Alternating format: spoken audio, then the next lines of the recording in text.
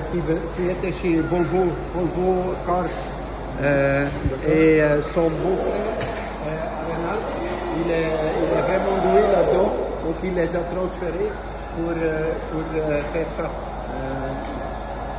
C'est impressionnant, hein.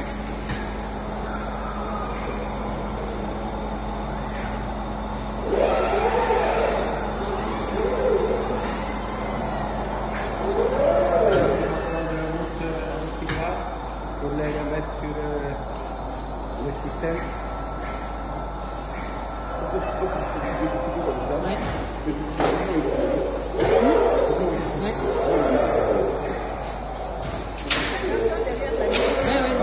La ligne, oui.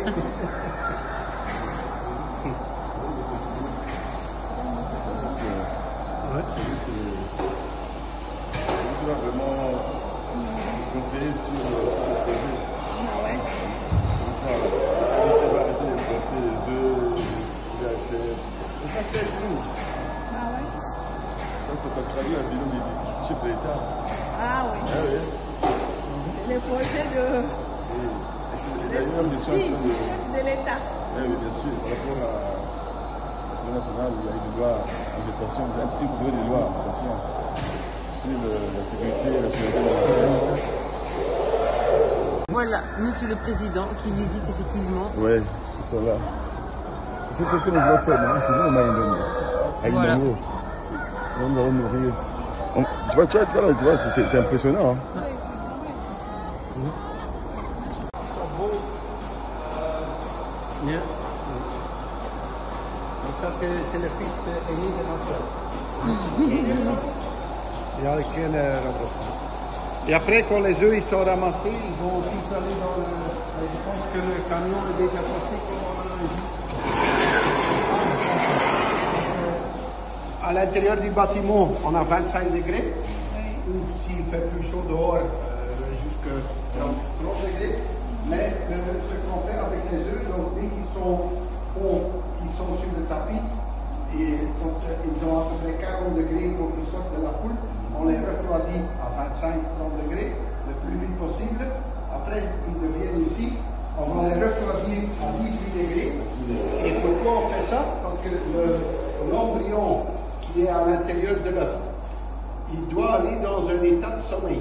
Il doit se coucher pour que quand nous on remet ces œufs-là chez nous au pouvoir de nouveau en température, on les augmente jusqu'à 37 degrés, à ce moment-là, le développement de l'embryon va se faire.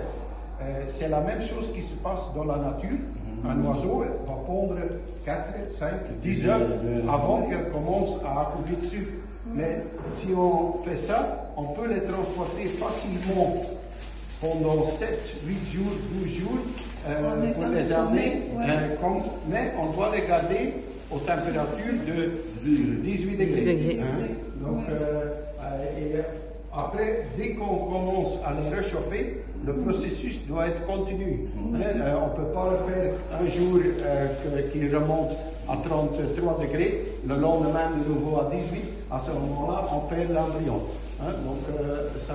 Donc tout doit être, les camions qui vont venir chercher, c'est des camions conditionnés, ils vont les transporter aussi à 18 degrés. Quand ils vont arriver chez nous dans la salle d'attente, c'est 18 degrés.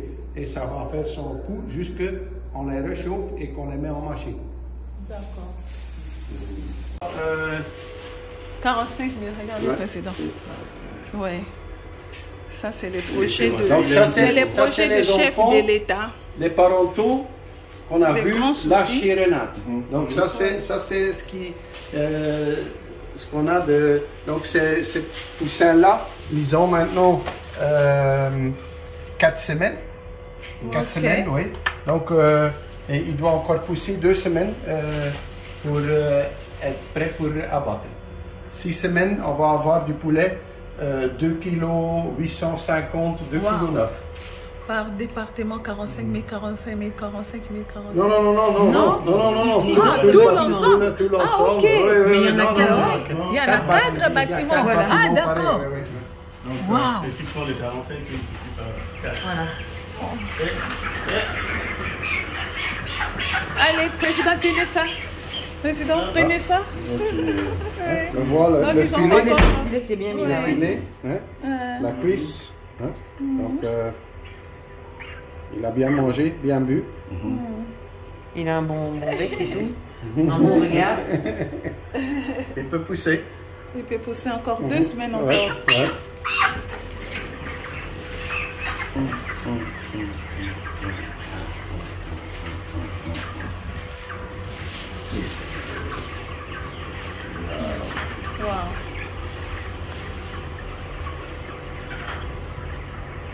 Waouh, président. Waouh, vous êtes à féliciter, M. Philippe, et président aussi. Donc, parce ici que le aussi, projet que vous ramenez là. Automatisation, l'eau est sur les pipettes, les assiettes leur donnent à manger. C'est tout automatisé. D'accord. Et ils ont la clé. Oui, bah, maintenant il tourne sur l'aération, mais il y a aussi, dès que ça devient plus chaud, on a aussi le pulvérisateur. Donc il pulvérise de l'eau qui filme, qui capte la chaleur et qui le transporte dehors. Donc un eau humide prend plus de chaleur qu'un eau sec. Ça transporte mieux la chaleur à l'extérieur. À l'extérieur, ok.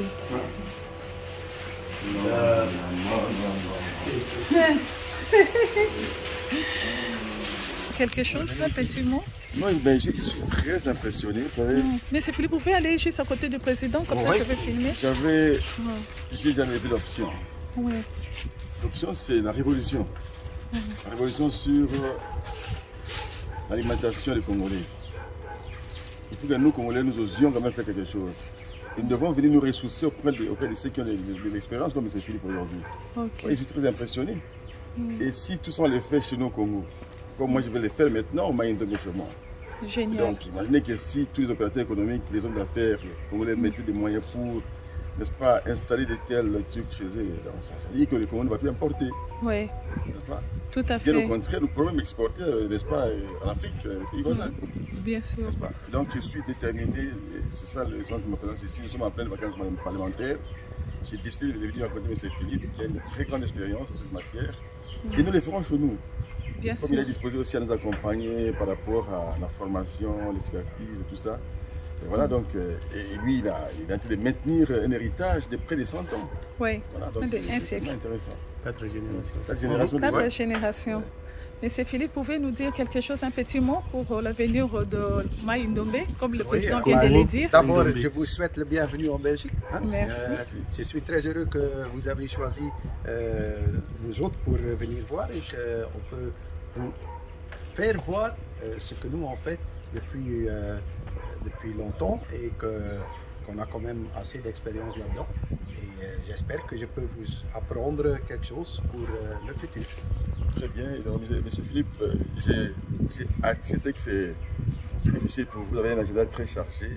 Quand est-ce que vous comptez venir chez nous au Congo et au Maïndombe pour voir des visus et puis nous orienter sur ce que nous devons faire? Ben, on avait regardé pour avoir une date fin d'octobre, je pense. Oui, c'était fin octobre qu'on avait dit. Fin octobre, donc fin octobre, début novembre, dans cette période-là.